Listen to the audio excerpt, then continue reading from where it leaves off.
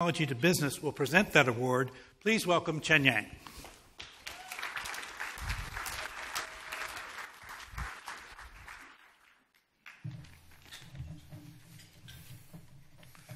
Thank you, Geoffrey.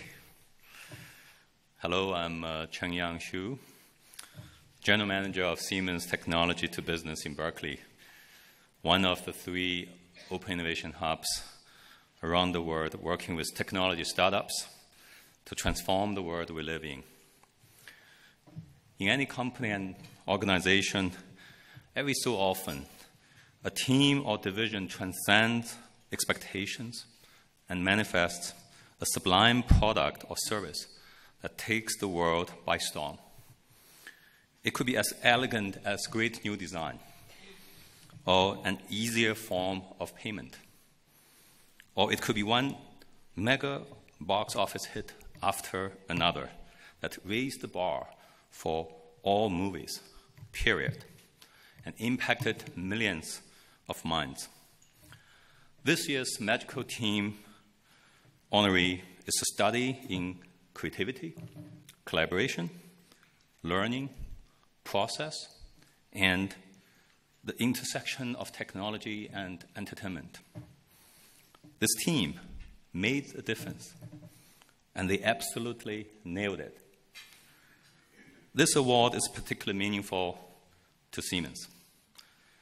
As the Siemens-Disney Marketing and Technology Alliance began 10 years ago, Siemens has been a trusted technology collaborator on projects such as Toy Story Mania and Cars Land attractions at Walt Disney theme parks in the US. Projects where Pixar brought innovation to life. We're so pleased to be presenting the Churchill Club's 2015 Magical Team Award to an amazing team for collaborative breakthroughs that resulted in an irresistible product. The 2015 Magical Team Churchill goes to the Pixar Animation Studio teams.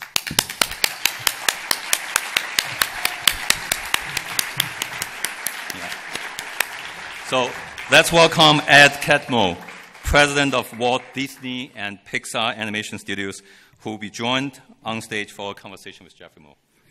Thank you. Let's come with it.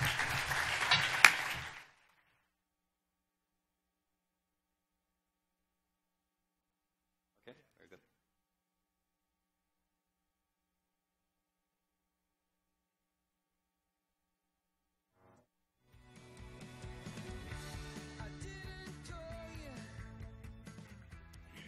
To be here.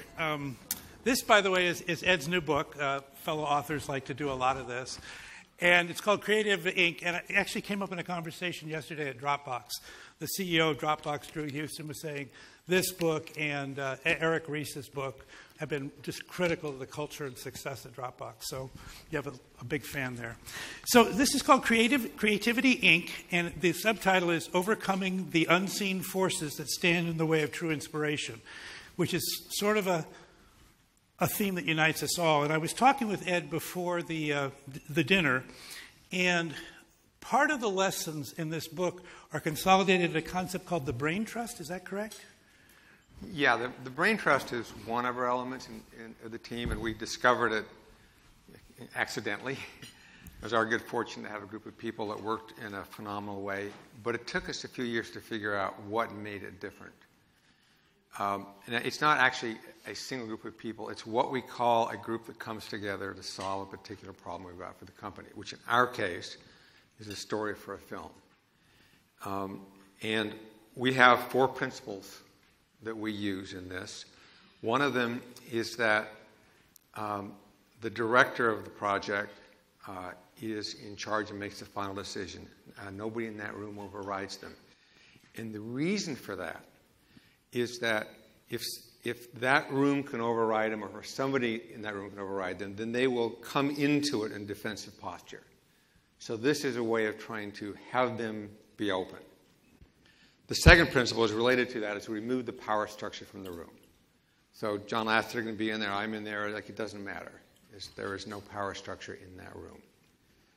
The third principle is that we share in each other's success and failures.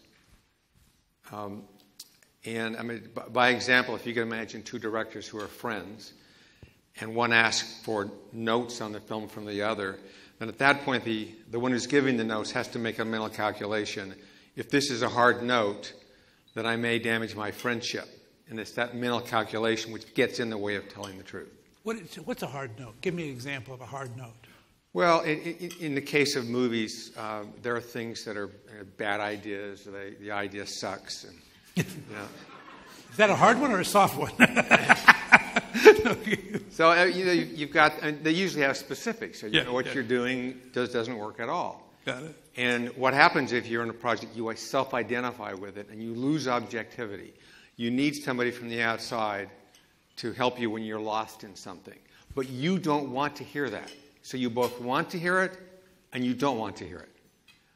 And it's understanding that balance, which says that if you actually have a group that has a vested interest, then you can give the hard note, but you are not putting the friendship at risk.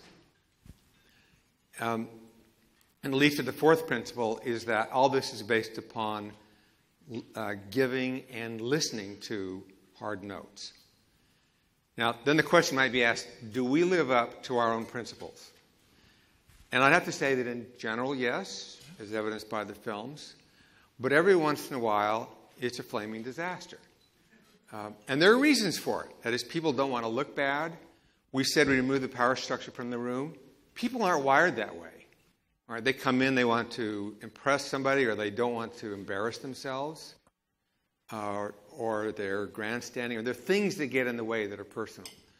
And I view our job, and my job, is not to actually give the notes on the film. It's actually to look at the dynamics in the room. Are we going off the rails? Every once in a while, magic happens. And by magic, I mean that the ego is gone from the room. As ideas can come and go, and people aren't attached to those ideas.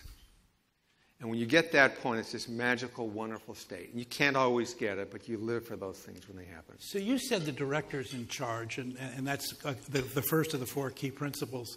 How do you pick a director?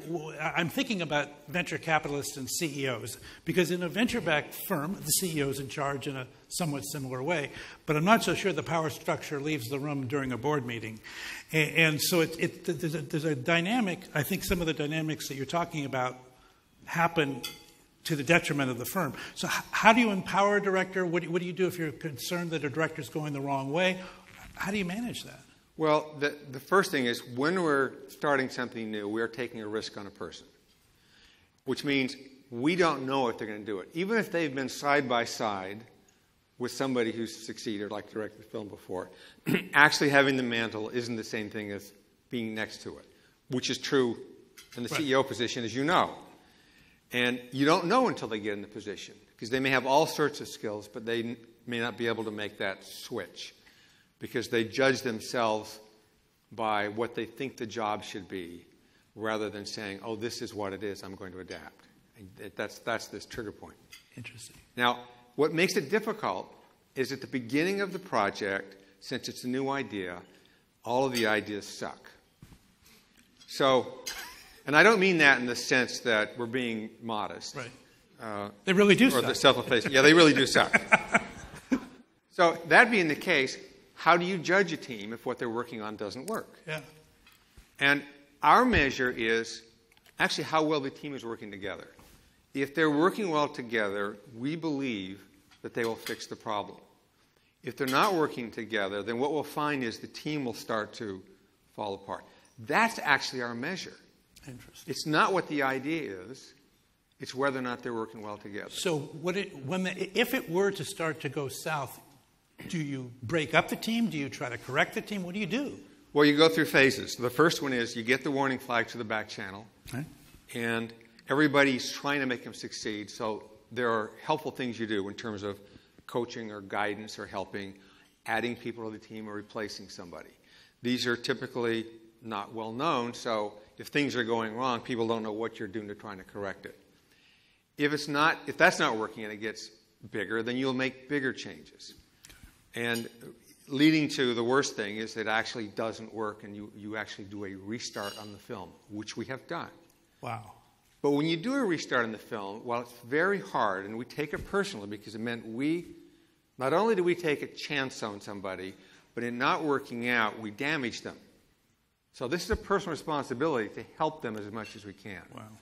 But if it doesn't work out, then we've damaged the entire crew. Yeah. So we have responsibility to them too. So we will have a restart, and the crew knows this happens once in a while. It's very painful, but it's also a signal to them, is that we value what we're doing so much that we will make tough decisions. So when that happens, we don't have people getting all freaked out over it. In fact, what we do is when we have a problem, we see it, we always wait too long to correct it. So even if you know that they're not going to make it, if we correct it at that time, what we've just done is we've signaled to all the other leaders that if they make a mistake, that the cord can get cut. So they become fearful. So we have to wait. So we're paying a penalty now in order to get rid of the fear for future projects, because you want to reach that point at which everybody is saying, what's taking them so long? Then you do it. Those idiots, yeah, okay.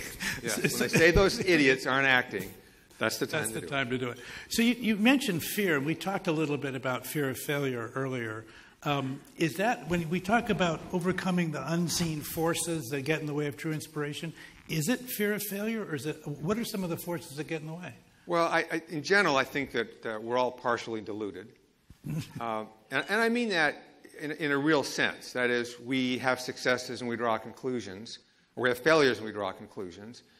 And the shallowest analysis is that when I succeeded, what I did was right. When in fact, there are a lot of things that I did wrong at the time. So you have to go down several levels to figure out what the factors were in it. In fact, you're less open to analysis if you succeed than when you are when you fail. But when it comes to failure itself, which is a very popular topic nowadays, for me, there's a major misconception, because there's one meaning of failure, which is what we all believe in, which is that you learn from failures. We've all had our failures, and it's helped make us what we are. So this is a positive academic reason, which is true. But there's another meaning, which is the one we learned in school, which was that if you fail a class, you either didn't work, you screwed up, or you're dumb. But even going into adulthood, if companies fail or if politicians fail, then there are opponents who are ready to bludgeon you with that failure. So there is a real aura of danger around failure. And we actually can't get rid of that. And the trick is to realize that both of those meanings exist simultaneously inside of us. And since they both exist, what we try to do is go beyond the academic one, which we also are supporting, and it's to make it safe. Because they don't want to fail. Nobody wants to fail, but you know what's going to happen. So the trick is, how do you make it safe so that when it does happen, it's okay? Okay.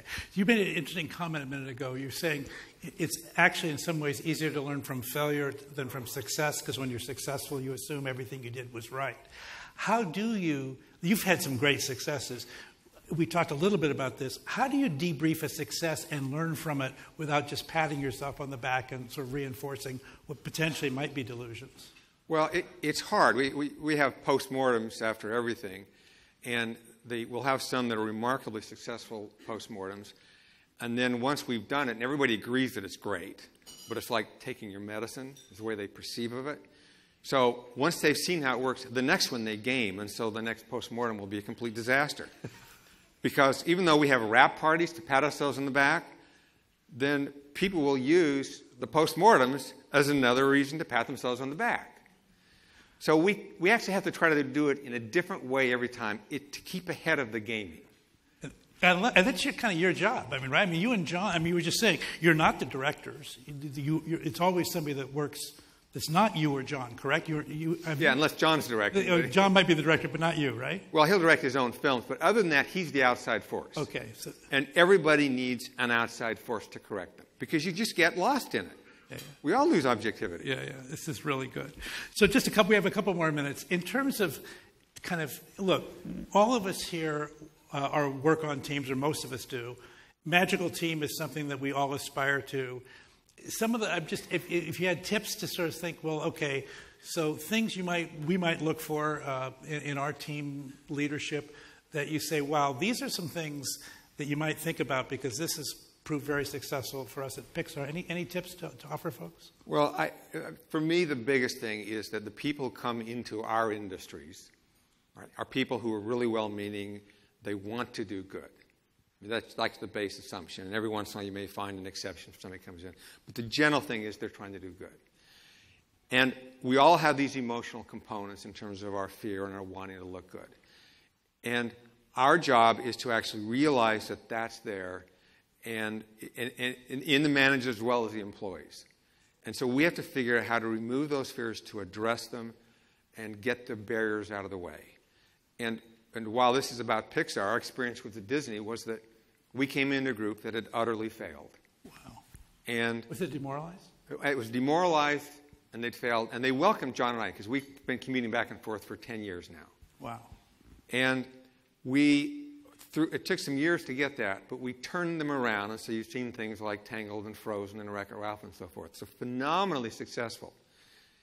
They're basically the same people there who were there when they were failing. And the 4 principles that you mentioned, are they the anchor points for that turnaround, or was it other things? Well, actually, there were a whole bunch of things. Okay. So I'm talking about ones like it's gettable, but there were a number of things having to do with the way we thought about failure, the trap that people get into thinking it's about getting the process right. So it's not about getting the process right. No, getting the process right is important. It's not the goal. Yeah. And what had happened there was that the process people took over.